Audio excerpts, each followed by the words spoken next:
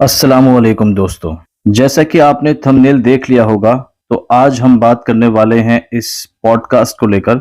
वैसे पॉडकास्ट कहना ठीक नहीं है, क्योंकि पॉडकास्ट में एक सवाल किया जाता है और राय ली जाती है सामने वाले की। लेकिन इस वीडियो में ऐसा कुछ देखने को नहीं मिला, बल्कि इसमें देखा ये कि एक पॉलिटिकल गुंडा टाइप, बदमाश टाइप एंकर कभी अपने बाजू ऊपर चढ़ा के, तो कभी अपने हाथों को ऐसे घुमा के, तो कभी अपनी आंखें ऐसे मटका के, और पता नहीं कौन कौन से एक्शन जो आपने एक उस मूवी में देखा होगा ना, मैं झुकेगा नहीं साला, उस स्टाइल में बैठा हुआ था। यकीन जाने कई जगह तो मुझे ऐसा लगा कि अगर कैमरा ना होता तो इसने शायद हमला ही कर देना था। ऐसी हरकतें थी इस शख्स की, एक बावलो कुत्तों वाली। खैर, मैं यहाँ इस डंगर, क्योंकि ये जाहिल डंगर है, एंकर नहीं होते ऐसे, तो इसके 4 मेन पॉइंट्स यहाँ आपके सामने रखूंगा और साथ ही एक बहुत इंटरेस्टिंग बात बताऊंगा कि इसकी हकीकत क्या है, जो इसकी खुद की बातों से ही प्रूव होती है। तो एक तो ये कि इंजीनियर साहब के साथ इतने इत्तेफाक कैसे, और फिर वो एंटी इमरान क्वेश्चन फीड, और फिर वो हलफ उठाने पर जो वो बोला, और जर्नलिस्ट की डॉलर्स कमाने वाली बात। तो इन सब पॉइंट्स पर बात करेंगे और आज एक्सपोज करेंगे कि किस तरह इसने दोगली बातें करी और फिर उस पर एटीट्यूड दिखा रहा था अपनी दोगली बातों पर। तो पहला पॉइंट, इसने इस वीडियो में इत्तेफाक गिनवाया और फिर उसमें एक वो बात जो टीएलपी जमात बैन हुई और जो कुछ हुआ, तो उसने इस पर टारगेट किया कि ये इत्तेफाक कैसे हो सकता है। तो अब यहाँ इसके कहने का मतलब ये था कि ये ऑलरेडी प्लान था जो इस्टेब्लिशमेंट ने किया, और फिर इंजीनियर साहब को बाहर भी निकाला। तो इस डंगर से कोई पूछे कि जो टीएलपी के साथ जो कुछ हुआ वो क्यों हुआ, क्योंकि वो सड़कों पर आए, और वो भी फिलिस्तीन की सपोर्ट में उस टाइम आए जब फिलिस्तीन में सिचुएशन बेहतर हो गई थी। जिस टाइम फिलिस्तीन में सिचुएशन एकदम वर्स्ट थी, तो उस टाइम वो अपने घर बैठे हुए थे, और जब सिचुएशन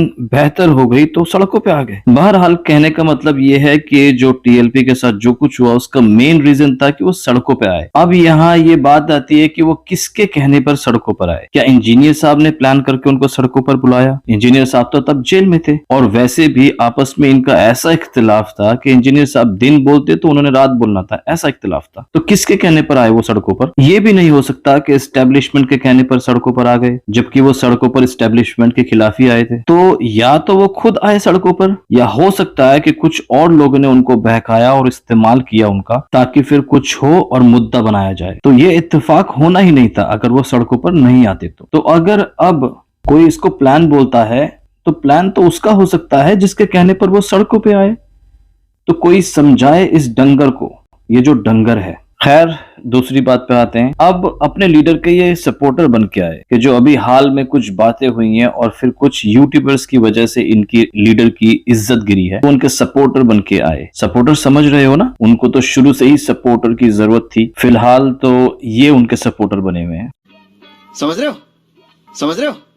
तो इन्होंने ये मुद्दा बनाया और बहुत हाईलाइट किया कि जी आपने एंटी इमरान क्वेश्चन फीड करवाया। अबे साले तो डंगर साहब ने 72 घंटों की फुल तैयारी करी। क्यों? इसलिए कि ताकि किसी भी तरह ये साबित कर सके कि इंजीनियर साहब को लॉन्च किया गया है एंटी इमरान, और इसलिए वो बाहर आए हैं। तो ये मेन मकसद था इन डंगर साहब का। अब ये बात इसको अच्छे से पता थी कि अगर पोस्ट जेल क्वेश्चंस करे, मतलब वो बातें जो हाल फिलहाल में इंजीनियर साहब ने अपनी पॉडकास्ट में करी हैं और वो दोबारा करी, तो और भद्दे पिटनी है। तो उसको कवर अप करने के लिए इसने कोशिश करी कि प्री जेल क्वेश्चंस में इंजीनियर साहब को टारगेट करूंगा, वो भी स्पेसिफिक क्वेश्चंस, ताकि जो कुछ इज्जत गिरी है अभी तक उसका कुछ तो कवर अप हो। अब जो एकेडमी में मेंबर हैं जो इसको मैनेज करते हैं, उनको तो पता लग गया जब उन्होंने बात करी और पूछा, और जब कहा कि प्री जेल वाले सवाल नहीं करने, तो उस सब डिस्कशन में उन्होंने पढ़ लिया इसको कि ये क्या करने की कोशिश कर रहे हैं। तो उन्होंने पहले तो मना किया प्री जेल सवालों के लिए, और फिर जब ये नहीं माने तो एक ताना मारते हुए उन्होंने कहा कि फिर वो जो कब्र पर सजदा वाला क्वेश्चन है ना, वो भी कर लेना। अब ये बिलबिला गए जैसे कि एक पेट डॉग बिलबिलाता है ना, वैसे। और अब मैं यहाँ एक बात करूंगा और आप सभी लोग जरूर बताना मेरी ये बात सही है या गलत। इस डंगर का टारगेट क्या था? अपने लीडर की इज्जत बचाना। और वो कैसे कर सकता था? ये प्रूफ करके कि इंजीनियर साहब को लॉन्च किया गया है। अब बकौल इस डंगर के क्वेश्चन फीड कराया गया, एंटी इमरान क्वेश्चन, और कोई कॉन्टेक्स्ट भी नहीं था उस बात का, कोई बात नहीं थी, जस्ट नॉर्मल सवालों के बीच में ये एंटी इमरान क्वेश्चन ऐड करवाने को बोला। तो ये कहना है इस डंगर का। और कमाल की बात, इसके पास इस सब चीज की रिकॉर्डिंग भी थी। तो इसका मतलब इसके पास तो ये दलील आ गई थी साबित करने की कि इंजीनियर साहब को लॉन्च किया गया है। तो इसका काम तो तभी हो गया था। इसको तो पॉडकास्ट करने की भी जरूरत नहीं थी, ना इसको फिर कोई तैयारी करनी थी, ना कुछ, बस वो ऑडियो सामने रखनी थी और जो है इसका काम तो हो गया था। इंजीनियर साहब को लॉन्च किया गया, ये रहा proof। क्यों भाई डंगर, तेरा काम तो तभी हो गया था ना। और मैं आप लोगों से पूछता हूँ, एक बात बताओ, जो इतनी बदतमीजी के साथ इतने तिल मिला के उसने पॉडकास्ट करी सिर्फ इसलिए कि अपने एक लीडर की मोहब्बत में बावला हो गए, तो क्या वो आदमी ये कदम नहीं उठाता कि पॉडकास्ट तो अब करनी ही नहीं है, मेरा काम तो हो गया, रिकॉर्डिंग आ गई मेरे पास। लेकिन वो सब इसलिए नहीं करा इसने क्योंकि रियलिटी वो है जो मैंने अभी बताई थी। ये ताना मारते हुए बोला था कि जब तुम ये सब बातें ला रहे हो प्री जेल वाली, तो ये वाला सवाल भी रखो ना। और इस बात का सबसे बड़ा प्रूफ यही है कि अगर ऐसा कुछ हुआ था जो कुछ ये कह रहा है, तो इसने जो है ना पॉडकास्ट भी नहीं करनी थी और बस वो रिकॉर्डिंग का इस्तेमाल करके ये साबित करने में लग जाना था इंजीनियर साहब को देखो जी लॉन्च किया गया, ये रहा प्रूफ। खैर तीसरी बात, तो अब ये भाई इंजीनियर साहब को जेल वाली बातों के ऊपर कहता है कि आप हलफ उठाओगे, आप कुरान पर हलफ उठाओ अभी। अब ये 2 कौड़ी का डंगर ये एक्सपेक्ट कर रहा था कि जैसे इनके लीडर हैं जो यू टर्न मार लेते हैं, वैसे ही इंजीनियर साहब भी पीछे हट जाएंगे। और जब इंजीनियर साहब तैयार हो गए हलफ उठाने के लिए और इसको बोला कि तू इन फला फला बाकी लोगों के पास भी जाएगा, तो ये कहता है कि भाई मैं क्यों जाऊं, तो भाई तू क्यों चौधरी बन रहा है बीच में। जब वो इंजीनियर साहब और किसी और बंदे की बात है तो वो उनका मामला है, वो खुद जवाब देंगे और जवाब में एक दूसरे को वो क्या बोले, एक दूसरे से क्या डिमांड रखे, तू कौन होता है बीच में बोलने वाला। अब जब तू उनका भी सपोर्टर बन रहा है, सपोर्टर समझ रहे हो ना,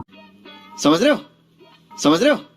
तो फिर इस बात पर भी अग्री हो कि तो उनके पास भी जाएगा और उनसे भी हलफ उठाने की डिमांड करेगा। खैर इस बात पर तो ये बाद में खुद ही चुप हो गया। बाकी यहाँ पे एक कमाल की बात बताऊं, जो मैंने कहा था कि बीच में एक इंटरेस्टिंग बात बताऊंगा, वो ये कि इंजीनियर साहब को बोलता है कि लुच फ्राई वर्ड आप यूज करते हो, मैं नहीं कर सकता। हालांकि इंजीनियर साहब ने वो एक्सप्लेन किया कि लुच फ्राई कहते किसे हैं, लेकिन यहाँ मेरा मेन पॉइंट ये है कि ये इंजीनियर साहब को बोल रहा है कि आप यूज कर सकते हो ऐसा वर्ड, बट मैं यूज नहीं कर सकता। ओए होए होए होए, कितने बेहतरीन अखलाक, इज्जतदार और तहजीब वाला बंदा है यार ये। अबे साले मतलब तरबियत ऐसी है कि ना बेसिक मैनर्स का पता, ना बेसिक एटिकेट्स का पता, और कह रहा है कि इंजीनियर साहब आप यूज कर सकते हो वर्ड, मैं यूज नहीं करूंगा। ये दरअसल क्या है ना, जो घटिया नीच लोग होते हैं ना, और नीच से याद आया, ये बोल रहा था नीश को नीच, मतलब यूट्यूब की नीश को, यूट्यूब कैटेगरी जिसे नीश बोलते हैं उसको बोल रहा था नीच, और खुद को बता रहा था मुझे एआई पता है, मैं कंप्यूटर साइंस का स्टूडेंट हूँ और ये वो। दरअसल ये वही जो बॉलीवुड मूवी में होता है ना, गुंडा मवाली पुष्पटाई, कोशिश करता है ये शो करने की मैं बहुत एजुकेटेड हूँ, बस वही सब था। अबे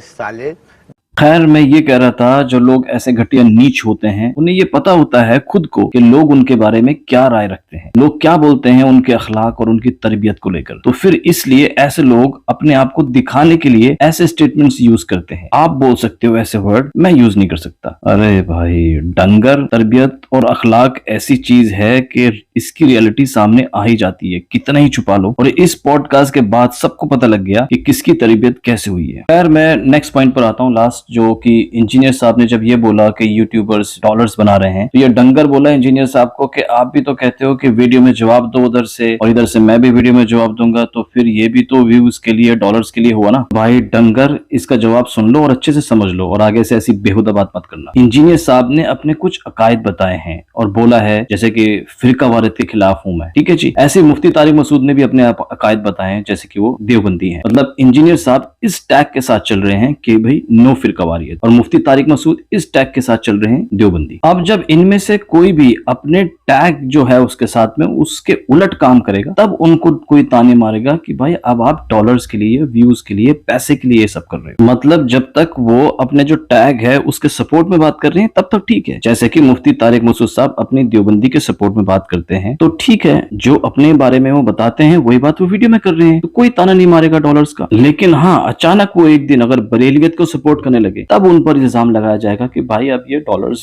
और व्यूज और पैसों के लिए कर रहे हो। सेम अगर इंजीनियर साहब भी फिरका वारियत के खिलाफ और नो फिरका वारियत को लेकर चलते रहे तो कोई इल्जाम नहीं लगाएगा। लेकिन अचानक से वो भी एक दिन अगर बरेलियत या किसी फिरके बनाने की सपोर्ट में बात करने लग गए तो इल्जाम लगेगा बिल्कुल। उस कंडीशन पर उन्हें ताना मारा जाएगा कि भाई बताते कुछ और हैं अपने बारे में और कर कुछ और रहे हैं, तो इसका मतलब ये सब डॉलर्स व्यूज पैसे के लिए कर रहे हैं। अब आप लोग बताओ कि आप लोग का टैग कौन सा है, और ये जो यूट्यूबर्स हैं जिन पर डॉलर्स वाला ताना मारा है, इन सब आपका टैग कौन सा है? जर्नलिज्म यानी सहाफियत। और आप हो क्या actually you are a spokesperson of a party who always just keeps on trying to clean the shit of their party and this is reality. हकीकत में आप एक पार्टी के स्पोक्स पर्सन हो और आप टैग लगाते हो अपने ऊपर जर्नलिज्म का। पता नहीं इस तरह की कमाई भी हलाल कंसिडर होती होगी या नहीं। खैर, मैं तो ये कहता हूं, या तो आप क्लियरली बोलो कि मैं फला फला पार्टी का कारकुन हूं या स्पोक्स पर्सन हूं, तो कोई भी आप पर इल्जाम नहीं लगाएगा। इल्जाम तो लगता ही इसलिए है ना कि जब आपका दोगला चेहरा सामने आता है, एक तरफ खुद को सहाफी बोलना